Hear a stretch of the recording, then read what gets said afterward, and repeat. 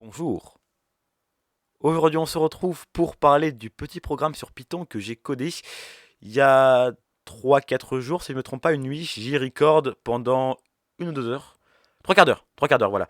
Mais c'était assez dense. On me voit coder pendant, ouais, voilà, 30 minutes et je réfléchis un peu avant. Donc on voit que ça fait une vidéo assez longue. Pas très digeste du tout, hein. On va pas se mentir. C'est vraiment une vidéo qui est juste pour moi, pour m'aider à m'améliorer. Et je trouvais ça assez stylé.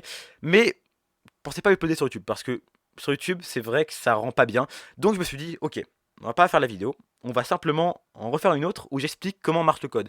Vu que depuis j'ai peaufiné, hein, ça donne un truc vraiment stylé, donc je voulais vous montrer. Et c'est complètement en rapport avec les maths. Complètement même en rapport avec ce que je fais en ce moment, donc c'est vraiment parfait. On va venir sur la notion après. C'est vrai que je pense qu'on n'aura même pas besoin de faire une vidéo sur la notion. Ce sera toutes les réponses seront dans la vidéo, vu que le code, pour expliquer le code, il faudra absolument revenir dessus. Donc bah, let's go, c'est parti, je vais expliquer un peu comment marche le code. D'ailleurs, je sais pas si j'ai déjà expliqué, mais le principe du code, c'est de trouver si un nombre est premier ou pas. Donc tu tapes le nombre que tu veux, et ça va te renvoyer s'il est premier ou pas. Donc je vais vous montrer comment ça marche. Tout d'abord, ça va checker si le nombre est supérieur à 1, vu que si c'est supérieur à 1, ça veut dire qu'il y a moins que ce premier, vu que les nombres qui sont inférieurs à 1 positifs, eh bien il y a 1 et 0. Ça va checker si le nombre a des diviseurs. Comment on détecte si un nombre a un diviseur? Bah, c'est assez simple en fait, enfin simple. Ça va prendre une opération, donc modulo. Modulo, c'est le reste d'une division euclidienne. Une division euclidienne, c'est ce qu'on apprenait en CM1, si je ne me trompe pas, oui c'est ça. En CM1, tu apprenais la division euclidienne, c'est une division qui n'a pas de virgule. C'est pas une division décimale. Dans une division décimale, tu auras 10 divisé par 4 égale 2,5. Alors que dans une division euclidienne, tu auras 10 divisé par 4 égale 2, reste 2. Voilà, vu que ça n'a pas réussi à caser encore un 4, ça marche comme ça.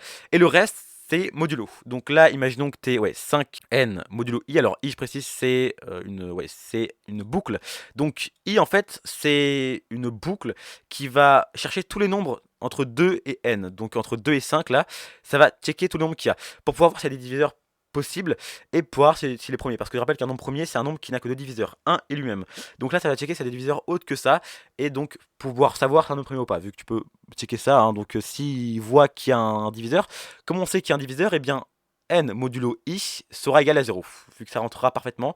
Et ça rentre parfaitement, ça ne donne pas de nombre de virgule, et bien ça veut dire qu'il y a un diviseur. C'est la première commande qu'on apprend, mais elle est toujours pratique, on peut faire pas mal de choses avec. Par exemple, là, on peut placer ce qu'il y a entre les crochets par n. Là, j'ai mis, donc imaginons, 5 c'est un nombre premier, donc bien ça marche pas. Mais imaginons 5 n'est pas un nombre premier qui est divisible par tel nombre.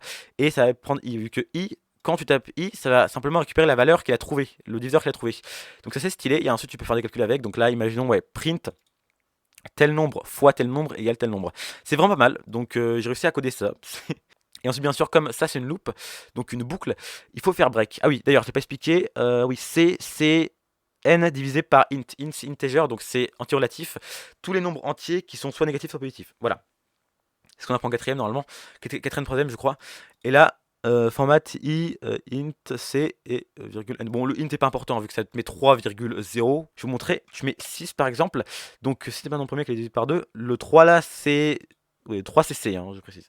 Alors ensuite, s'il ne trouve pas de diviseur, donc s'il n'a pas de... Ouais, si n modulo i ne trouve pas 0, eh bien, ça veut dire qu'il n'a aucun diviseur dans la liste et qu'il est premier. C'est le principe de mon premier, hein, il a que deux diviseurs, 1 et lui-même. Et ensuite, il faut faire des commandes exprès pour des nombres particuliers. Par exemple, 0. 0 c'est un cas à part vu que c'est un nombre qui a autant de diviseurs qu'il veut. En infinité, donc tu peux diviser 0 par n'importe quoi. C'est ça le truc, ça donnera toujours 0. Et donc bah ça fucked up le calcul, hein, faut absolument faire autrement. Sinon en fait si tu mets 0, ça mettait que c'était un nombre premier. Parce que un nombre premier, c'est un nombre qui n'a que deux diviseurs, exactement deux diviseurs. Ni plus ni moins. Donc, bien sûr, les nombres qui ont qu'un seul diviseur comme 1 ne sont pas les nombres premiers. Ce ne sont pas des chiffres, hein. Bon, voilà, ne jouons pas sur les termes. Donc voilà, j'ai mis les deux cas particuliers, et vu que c'est toujours positif, vu que positif, c'est le principe, hein, pour checker un nombre premier, il faut que ça soit positif. Ça fait ça, c'est bon, le code expliqué. C'était assez, peut-être pas très digeste pour des gens, mais j'ai adoré. J'ai personnellement surkiffé faire ce code, et je me prends en description si vous voulez. Je pense que je vais l'améliorer d'ici là. Enfin non, même pas l'améliorer, je pense que je vais en faire un nouveau bien plus perfectionné. Je pense que je ferai divisé par tel nombre, virgule tel nombre, ça met tous les calculs qui sont possibles. J'aimerais bien faire en sorte qu'il mette tous les diviseurs. Et ça pourrait vraiment être très pratique pour le calcul. Donc voilà.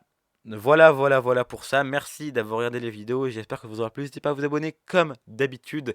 J'espère que la vidéo n'aura pas été trop barbante, hein, vu que c'est quand même du Python, un langage que beaucoup de gens n'aiment pas. Même globalement, programmer, les gens n'aiment pas trop. Et moi, je surkiffe. Personnellement, c'est une de mes nouvelles passions de 2021. Assez assez cool vu que je me suis remis récemment. Donc voilà, à plus.